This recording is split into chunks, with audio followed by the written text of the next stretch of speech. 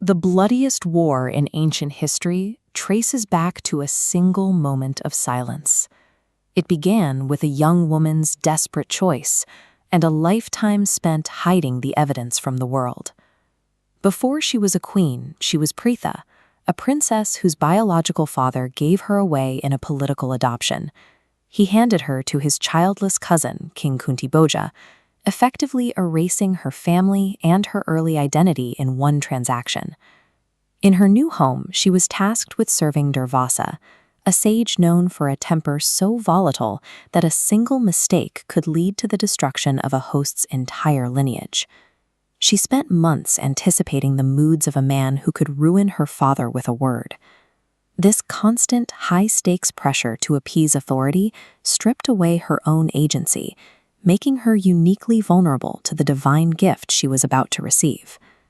Impressed by her flawless service, Durvasa grants her a mantra, a divine incantation that allows her to summon any deity to grant her a child. It is a tool of immense power, handed without instruction or oversight to a teenager who has spent her entire life following the orders of others. One afternoon, driven by human curiosity to see if the magic is real, she looks toward the sun and invokes Surya, the sun god. The sky breaks open, and suddenly Kunti is holding a newborn infant. The child is born wearing mystical golden armor, radiating a light that matches the god who fathered him. For an unmarried princess, this miracle is a catastrophe. In her society, an out-of-wedlock birth would lead to the immediate loss of her honor and the potential ruin of the kingdom she was adopted to serve. Kunti is trapped by a social order that leaves her no room for error. With no allies to turn to, she is forced into a choice that will define the rest of her life. In the dead of night, she places her son into a woven basket and sets him on the Ashwa River. She watches from the bank as the currents take him away into the darkness. Survival requires her to bury the maternal bond instantly. She returns to the palace and resumes her royal life as if the child had never been born. She locks this trauma behind a mental wall, eventually marrying King Pandu of Hastinapur and assuming her past is safely hidden beneath her new role as a queen.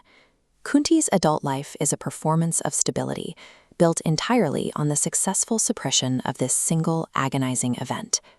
Years later, the Kuru dynasty finally faces a succession crisis. King Pandu is cursed, making him unable to father children without losing his life, which threatens the royal lineage with extinction. Pandu pleads with Kunti to use any means possible to provide heirs for his throne, placing the weight of the dynasty's survival on her shoulders. This illustrates the irony Kunti is forced to inhabit.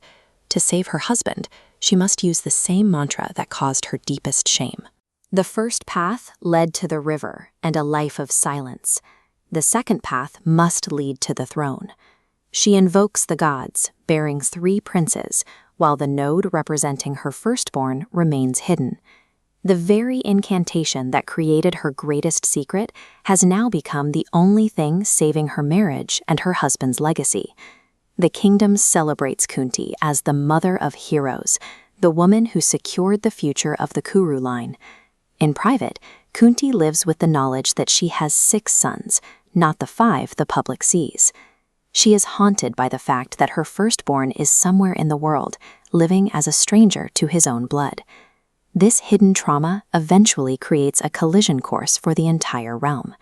Her silence ensures that when her abandoned son finally returns, he will meet his brothers as enemies. The devastation of the coming Mahabharata war is fueled by this secret. Kunti's choice to remain silent will eventually force her children to kill a brother they don't know they have.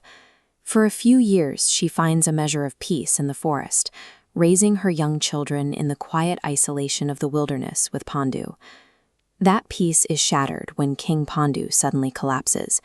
The curse has finally taken him, leaving Kunti alone with her children and her secrets. With the king dead and her protection gone, Kunti must face the world she has spent decades deceiving. But what actually caused Pandu's sudden end, and how will Kunti survive the truth?